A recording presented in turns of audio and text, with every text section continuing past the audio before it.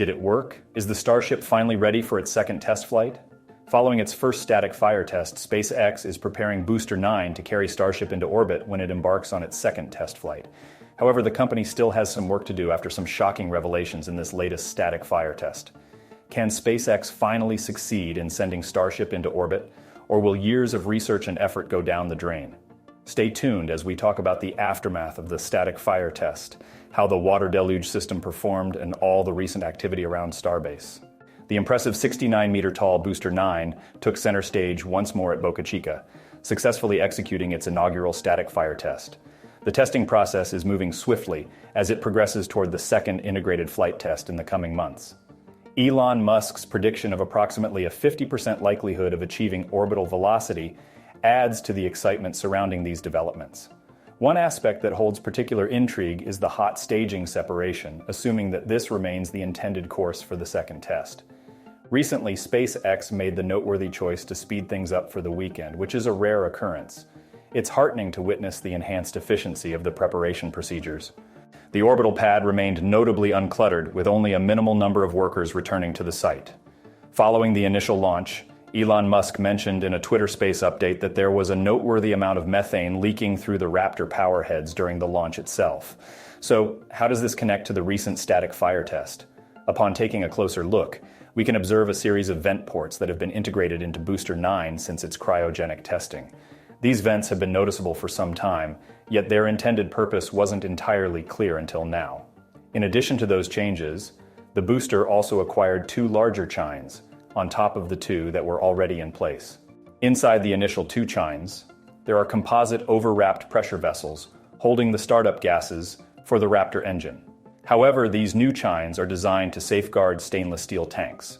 While there's no official confirmation about the precise role of these tanks, it's worth considering that they could potentially contain purge gases for consistent flushing of the engine compartments.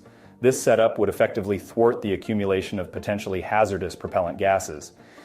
This becomes especially crucial during the countdown to static fire, as well as during the preceding spin prime test just a few days prior. During these instances, we could witness the purge vents in action, expelling cold gases with noticeable force from those vents. In fact, SpaceX carried out additional tests afterward to ensure the system's complete certification. Much like the scenario with Booster 7's 31-engine static fire, all the regular preparations were in order. However, this time around, there's the noteworthy addition of the water deluge plates. Those are the most important and eagerly anticipated aspects of these tests. It's crucial for that system to be effectively prepared in the morning before the cryogenic propellants are loaded. Once the conditioning of the cryogenic lines is done, the process begins. The liquid oxygen tank is filled up quite close to its maximum capacity, while the loading of liquid methane is halted at a more cautious level. This decision to limit the fuel load for the test is logical. It reduces the amount of propellant that could potentially ignite if any unfortunate incident occurs. The Raptor engine chill process was promptly initiated and was shared with the audience through a live stream hosted by SpaceX. It wasn't long before it was announced that they were targeting a 5-second static fire involving all 33 engines. During the test, an impressive water deluge flow surged from the pad plates, creating a truly spectacular spectacle. Remarkably, in a span of just a little over 3 months since the first launch, we witnessed a booster static fire. The transformation from the initial launch's massive crater to this breathtaking display of fiery magnificence in such a short period is truly remarkable. Despite its impressive appearance, the static fire didn't unfold exactly according to the plan. The fire sequence was stopped at 2.74 seconds because of 4 engines undergoing an abort. The assumption is that if a 4th engine encounters an issue, the booster is automatically halted, and this is what happened. Consequently, there are additional challenges to address with Raptor engines. However, for many, the highlight of this event was the water deluge system, which drew considerable attention and interest. Let's swiftly compare this recent static fire to the one involving Booster 7. There's a noticeable contrast in the exhaust appearance. This time, there's minimal dust and smoke. Instead, we see enormous clouds of vapor forming. This is due to the substantial quantities of water swiftly turning into steam as it's carried away by the force of the Raptor exhaust. Interestingly, a swift observation from the pad afterward suggests that the paint endured much better this time around. Even the cameras mounted on the legs of the launch mount managed to withstand the test. Can we consider the water deluge system a complete success? Well, things are certainly looking positive at this point. Nonetheless, SpaceX did experience a reduction in the number of engines that participated in the static fire. It's important to keep in mind that during the static fire, the engines don't operate at their maximum thrust. Nevertheless, these developments hold significant promise and are indeed quite encouraging. Booster 9's successful spin prime and static fire tests have paved the way for the impending second Starship flight. Before the static fire, there was also some interesting activity on the suborbital side of the launch complex. Earlier in the week, Ship 25 was raised off suborbital Pad B and positioned nearby on its transport stand.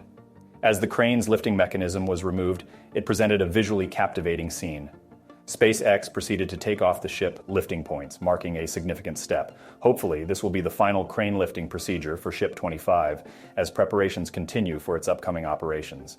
Within just a few hours, the 6 lifting points were efficiently removed.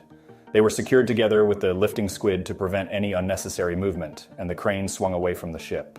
Shortly after being freed from the crane's hold, the ship began its journey toward the launch site exit.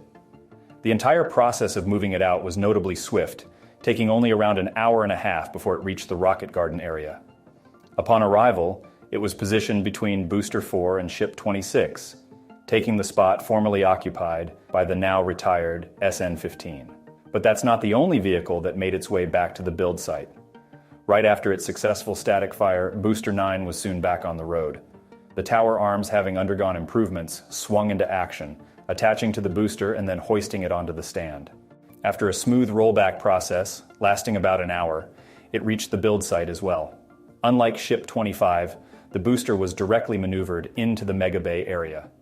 The next steps for this vehicle likely involve integrating a hot staging ring and addressing any necessary diagnostic work before the upcoming launch. It's important not to jump to conclusions, despite the growing concern around the Raptor aborts. As of now, there's no clear indication that the problems stem directly from the Raptors themselves. No engines have been replaced so far, which implies that the shutdowns might be linked to other factors. The anticipation is that we'll likely witness another comprehensive static fire, potentially one with the complete stack, before the actual flight. Even more recently, there's been an awaited update to the water deluge tank farm. Previously, there was a noticeable gap for another significant water tank at this location, and just recently, that gap was filled as the tank arrived. It was skillfully navigated into the launch site, and on the following morning, it was lifted into its designated permanent position. This development, combined with the recent enlargement of the high-pressure gas storage tank system, is expected to comprehensively finalize the water deluge system for the upcoming tests. SpaceX and the talented crew at StarBase continue to push the limits of the human will by working day and night to accomplish one task: to make the Starship a success. However, it remains to be seen if Booster 9 will be the one to take it into orbit, or if more work is needed to achieve this dream. What do you think? Does Booster 9 need more upgrades before it is ready? Please let us know in the comments below.